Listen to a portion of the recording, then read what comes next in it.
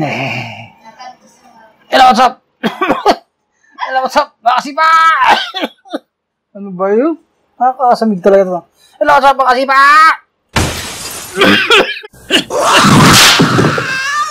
Kasipa! Ayan lang. Medyo nakakasamig pa rin pag medyo pinipesa ko yung kasipa na yan. Pero okay lang yan. Sabit pa. But this time, sa nga pala, sa mga bagong manonood dyan, ano? If you like content like this, yung mga bike, cycling related vlogs, nandito lang tayo si Titibok, ano? Sa mga bago nyo, sa mga luma, alam nyo na kung ano meron sa atin, ano? Dito tayo, kung ano meron, yun na yun. Yeah. So, syempre, lagi naman importante, yung mga comment, like, share dyan. Okay? Tsaka, yun, ano? Bali ngayon, meron naman tayo isang bike check. Bike check, muna ako. Bike check to from, as usual, sa ating madalas na napupunta ang bike shop kaya Velocity Bicycle Shop or Velocity Bike Shop. Bali nga pala yung bike na natin is yung pagmamay-ari ni Velocity ito. No? So this is not for sale. So pero maglalagay tayo ng mga konting prices na research natin sa internet. Kung ano meron doon sa mga parts na nandun. No? Pero this is not for sale kasi kay Boss Velocity itong bike na to, nagpaalam lang tayo na i-bike check natin, pumayag naman, ano? At ito tignan natin kung anong meron dito sa bike niya, no? At siya nga pala, this bike is ito yung matunog na bagong parang hindi naman bago kasi merong video nito exclusive sa frame check si Idol Maverick HC na Heroic Titan, no? Bali, ito yun, no? Kung simulan natin, as usual lang, sisimula tayo sa kanyang frame, ano? Ayan, ang frame. Tapered head tube siya, yung kanyang frame. At super glossy yung finish, ano? Inawakan ko yun, talagang napapakagat-labi yung kinis kasi carbon at saka yung finish niya is glossy. Ayan, yung ating time ng pinitigan natin yan. Yummy, you know? So, ayan yung top tube. Tsaka kakaiba yung clamping ng kanyang seat post, ano? Hindi siya katulad nung clamp, parang hindi nga clamping tawag dyan, hindi naman kasi clamp, no? Iba yung locking mechanism. So, designed and engineered by Heroic. So, tapered ang head tube as said on the headset, ano? Doon sa may indication ng kanyang headset. At, ayan, HMX Carbon Devil daw yun, katakot pa. So yan ang kanyang mga angle ng kanyang frame. Para sa other details niya, meron din si Idol Maverick HC sa exclusivity ng frame check niya. Although ibang kulay naman itong sa atin at saka assembly ng buong bike to. Yan. So internal cabling and internal routing na ang kanyang frame. At ano ba? Two battle cage mounts. At meron siyang mount para sa FD. So, ayun, napaka-sexy nung seat of T800 Carbon, ano? At ang C-stay niya, ayan, nakatagay na Ride the World daw. So, pwede siguro pag-around the world to, kasi road bike to, so, sa mga gandang roads, pwede, lipad-lipad ka lang, ano? At ang kanyang chainstay. So, ayan, nilagyan ni boss ng Saint, ano? Ayaw na kasi ng Devil, So, Saint. Heroic Saint.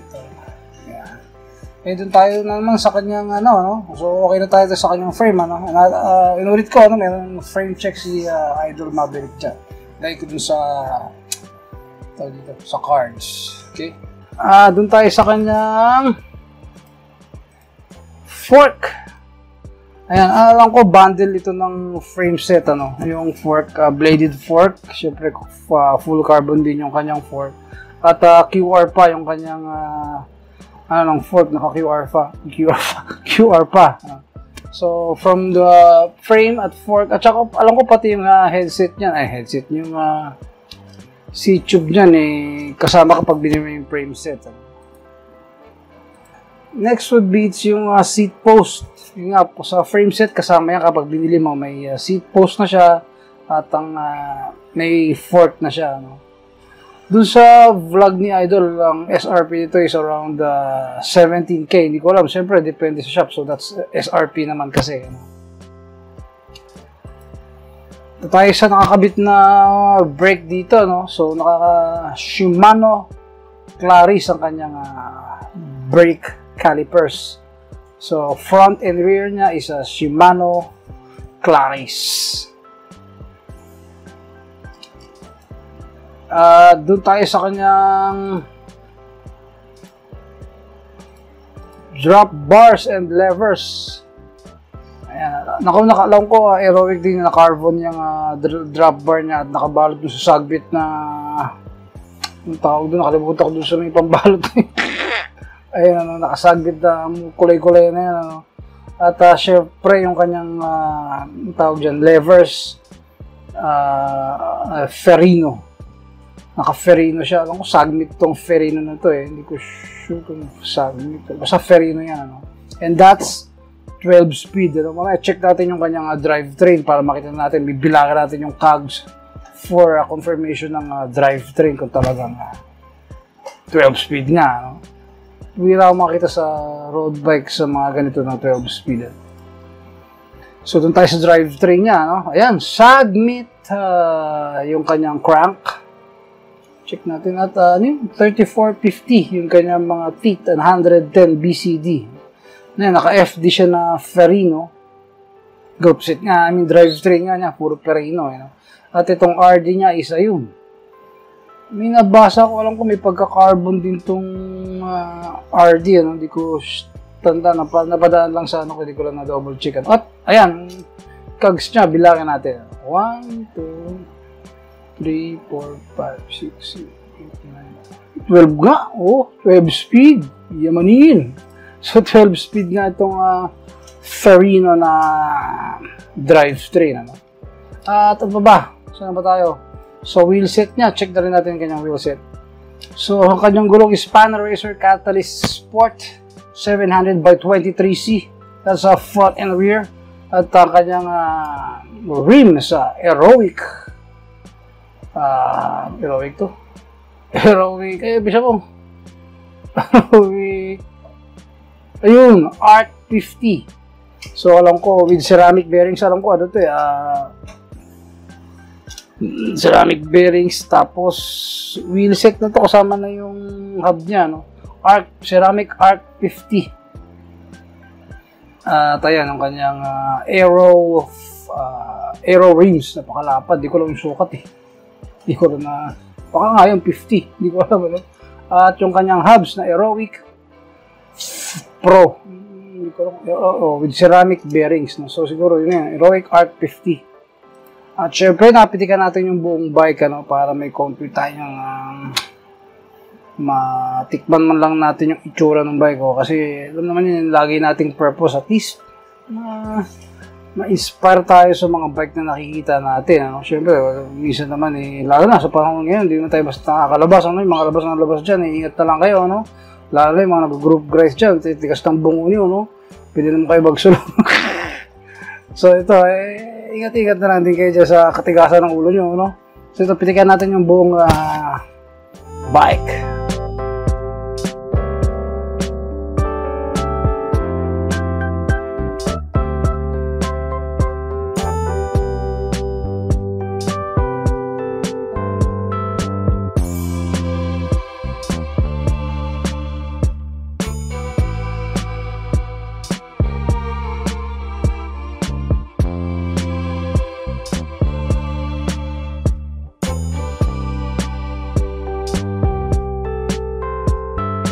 At saka pala, syempre, hindi natin malilimutan yung sound check nitong Heroic Art 50. Tama ba? Heroic Art 50. Yan tayong sound check dyan.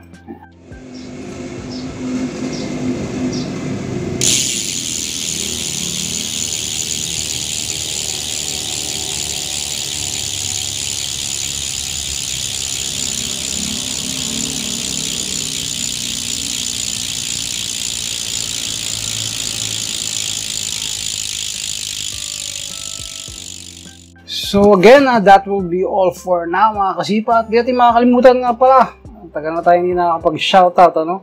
Shoutout natin itong mga ilang ating mga supporters. Alam ko, talagang solid mga supporters to. Tuwa ako sa mga ito. Siyempre, minsan nakikita mo sila mga sa social media na nag-i-interact sa'yo organically, kung ano yung nakakatuwa yung mga ganyan. Shoutout natin ito. Sandali.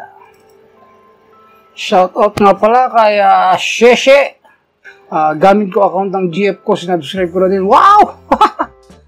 From Fat Guy of EPE pa shoutout tayo. Shoutout sa iyo Fat Guy of EPE1 ano. And your Sheshe. Shoutout din sa inyo ano. Next shoutout din kay Flower Horn and Beta Fish Keeper. Aba, Beta Fish Keeper ka pala ano. Shoutout sa iyo idol Thanks for the support on my channel. At si Biker Vlog sa next video pa shoutout din ko si Carl Hint. Nga pala shoutout sa'yo kasi ikaw madalas to nakikita ko dina-download mo ata video ko tapos pini-play mo sa phone mo no? Pero okay lang at least nanonood ka tapos sinishare mo okay na rin yun, walang problema doon. Salamat sa support, sa genuine support ano. At ito si Ace Besmonte. Titibukat Velocity, shoutout naman Paps, baka naman daw, baka naman, ito shoutout, walang problema dyan, shoutout lang pala. So Ace Besmonte, congrats nga pala sa bago mong bike, ano? Alam ba ni Mrs. ang price ng bago mong bike? Anyway, shoutout sa'yo, ano? That will be all for now mga kasipa! At meron pa tayong mga video at sa futures, hintay-hintay lang kayo ng mga pwede natin maipakitang video sa inyo.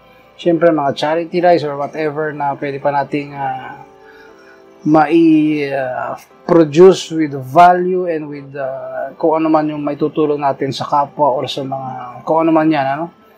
Okay, at shoutout nga rin pala kay RJHTV for producing this beautiful shirt. Gagamitin ko sa mga vlogs ko, no? Hindi sa labas kasi yung likod masyadong malaki yung logo din nakita, masyadong malaki, masyadong revealing, ano. Hindi naman tayo masyadong loud, hindi ako masyadong maingay sa vlog lang tayo. Okay, but anyway, thanks pa rin sa t-shirt. So, salamat mga kasipa. Bye-bye.